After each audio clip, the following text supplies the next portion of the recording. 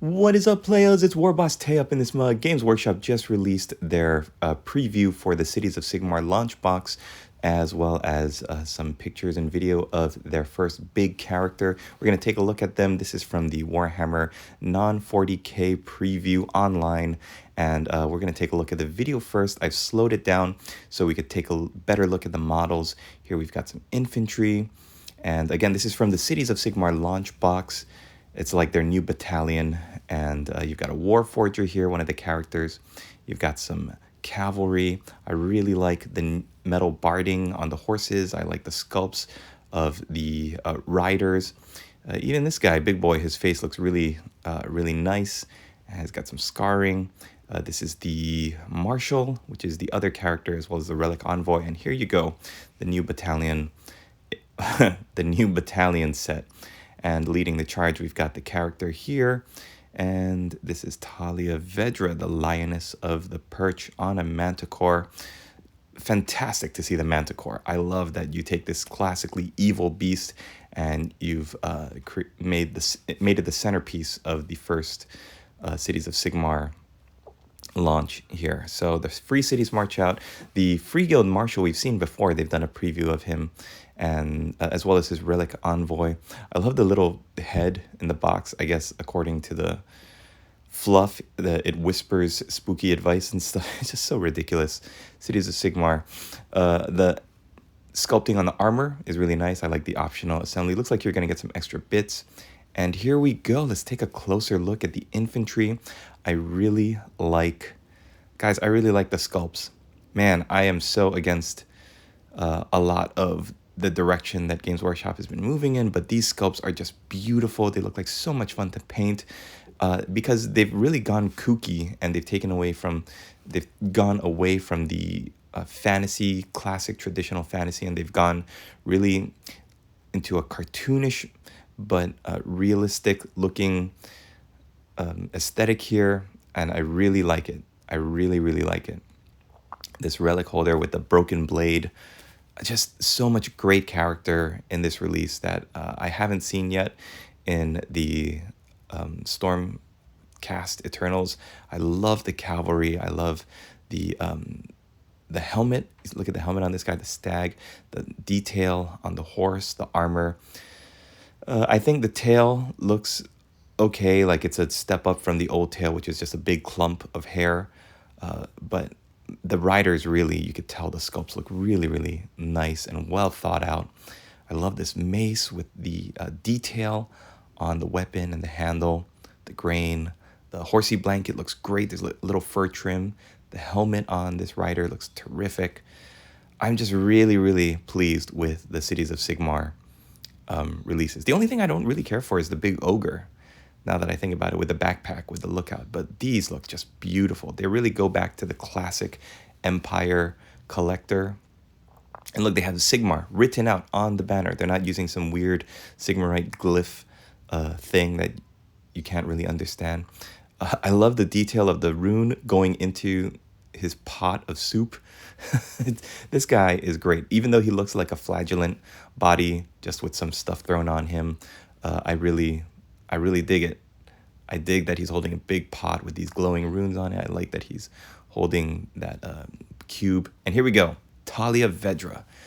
I started off with this picture of the Manticore because I think it's a good thing to note that the wings are flapping outward, like it's either landing or it's about to take off, rather than flared up behind it like the old Karl Franz on Deathclaw. I love the detail of the skulls set into the throne, like they're not hanging from the throne; they're built into the not the throne, but the harness there.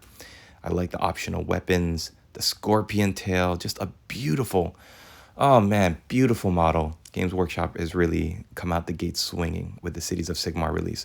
I'm really, really pleased with how this looks. I like how Talia's like standing. It does look like a throne, like she's standing in front of a throne with the spears with the banners flapping behind her. And this is just to compare the last big monster release for the Empire's Karl Franz on Deathclaw, rearing up, and I think Talia is a step up from this sculpt, even though I think they both have their place. I think Talia perfectly fits the cities of Sigmar. And here we go, the full video again in full time. Just one more time, taking a look at the models for this launch set, the sculpts, the detail, everything looks good. And it looks like you're going to get a good amount of bits too. I am pleased with the direction they've gone in with Cities of Sigmar. I'm glad they've gone away from the Stormcast Eternals and are making quote unquote regular humans, focusing on them now. And just to compare this with the old Battalion box set, you had 20 free state city-state soldiers. You got the 10 handgunners / crossbow, 8 knights, and 10 great swords. So we'll see what the price tag is going to be for this new Cities of Sigmar launch box. But I think to be able to start collecting right out the gate with a new army, Games Workshop is giving you this bundle. I think it's a great opportunity to get dug in instead of having a release of just the infantry, just the cavalry, and then just each character separately. I think bundling them together is great. You have a playable, hopefully a playable force right out of the bat. So people who are really digging the models like I am don't have to go cherry picking and mixing and matching to find the models needed to start a force. You could start it right here, just get whatever, they don't have army books, but battle scrolls you need for the Cities of Sigmar, and you're ready to go. Then you're just gonna have a fun time assembling all these new amazing models and hopefully throwing some paint on them, getting them on the field. Now, I am not a Cities of Sigmar, or I'm not Age of Sigmar. Jeez. I'm not an Age of Sigmar player. I've got a bunch of the armies. I've just never been a fan of the round bases and the new style of playing, but who knows, this might get me into it. And definitely, I don't think I'll be able to port these over to the old world, which is totally fine. That I don't have to worry about thinking about square bases and rectangle bases. I can just start a Cities of Sigmar army and just focus on painting them. Looking at them like aesthetically, it is a little bit jarring to see the infantry like running forward like skirmishers rather than ranked up. But I think that's going to be my issue with every army. We don't have rank and file blocks of troops marching down the field anymore. We've just got a bunch of mobs of soldiers that fight under the same banner and rushing forward towards the enemy. I get that with maybe the cavalry, but the infantry I feel like is for, especially for humans, regular run-of-the-mill humans, and not super powered Stormcast Eternals. I think like just rushing forward all willy-nilly like this is kind of jarring, but again, like this is a whole different game set, and everybody else is doing it, so why not the regular humans? Okay, guys, thanks for watching. I hope you enjoyed this video.